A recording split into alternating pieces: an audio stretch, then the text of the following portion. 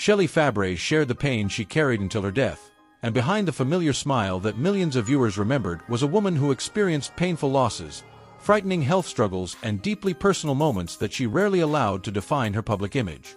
When Fabares died on August 22, 2026, in Los Angeles at the age of 82, surrounded by loved ones, fans immediately remembered the actress as Mary Stone from The Donna Reed Show and Christine Armstrong from Coach. But her life was much more complicated than the cheerful characters she portrayed on television.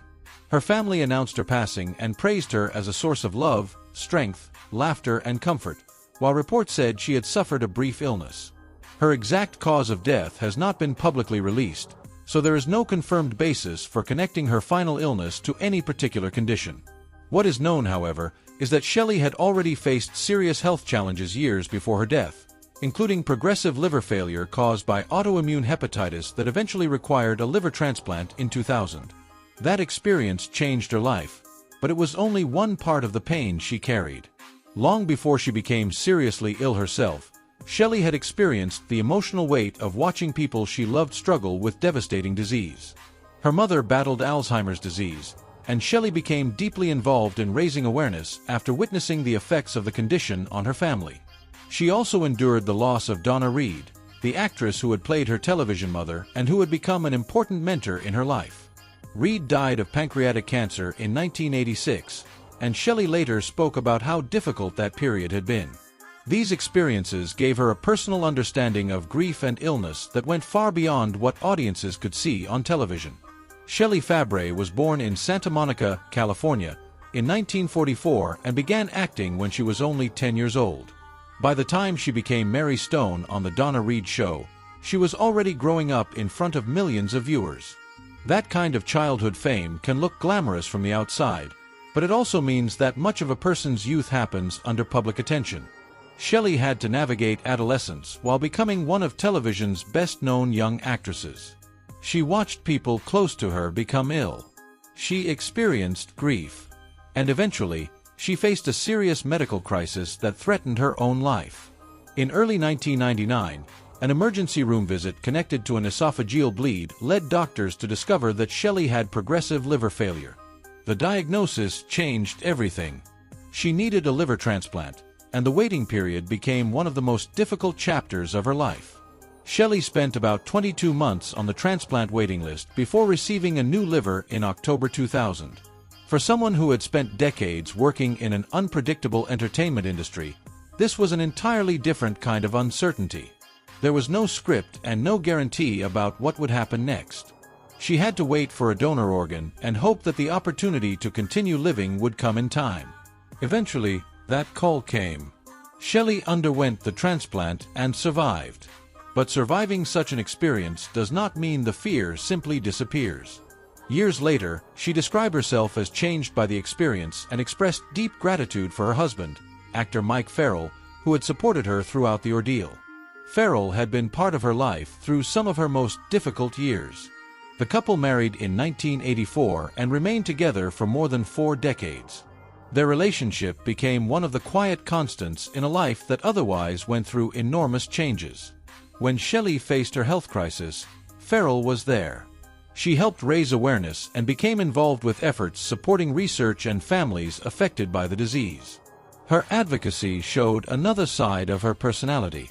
She could have kept her private struggles entirely separate from her public career, but instead she used her experiences to help others. The pain she had witnessed became part of the reason she chose to speak out. Meanwhile, her own career continued. After The Donna Reed Show and her early movie and music success, Shelley appeared in productions including Brian's Song and One Day at a Time. Eventually, she found another defining role on Coach, where she played Christine Armstrong opposite Craig T. Nelson. The role introduced her to another generation of viewers and earned her 2 Emmy nominations. Craig T. Nelson later remembered her as an extraordinary woman and a foundational part of his life during the run of Coach, praising her warmth, advice, and ability to remain positive even during difficult moments. That tribute is revealing because it describes something audiences often sensed about Shelley but could never completely know. She had a warmth that seemed natural. Yet behind that warmth was someone who understood pain. Perhaps that is why her performances carried such emotional ease. Shelley knew how complicated life could be, but she rarely allowed that knowledge to make her cynical. Instead, she continued working and continued connecting with people. Her later years were quieter than the height of her fame, but the respect surrounding her never disappeared. Former colleagues continued to remember her with affection, and her family emphasized that her greatest legacy was personal rather than professional. They described her as a devoted wife, cherished stepmother, daughter, sister, aunt, and loyal friend, saying her warmth, generosity, humor, and grace made an enduring difference in the lives of those around her. That description may be more important than any list of awards or television credits. Shelley spent her early life being recognized by strangers, but her family remembered the person who existed when the cameras were gone. They remembered someone who made people feel welcomed, valued, and cared for. And that is where the story of the pain she carried becomes especially powerful. She had experienced the loss of people she loved. She had watched her mother struggle with Alzheimer's. She had lost Donna Reed, someone who had been an important influence on her. She had faced a potentially fatal liver condition. She had waited for a transplant while knowing that her future depended on receiving one. Yet she continued. She returned to work. She advocated for causes that mattered to her. She maintained friendships and a long marriage. She did not allow the hardest moments of her life to become the only story people told about her. Her health journey also taught her gratitude. After receiving her transplant, Shelley spoke about how much the experience had changed her and how important Farrell had been throughout it. That gratitude seems to connect with the way her family described her years later. They did not focus on illness in their tribute.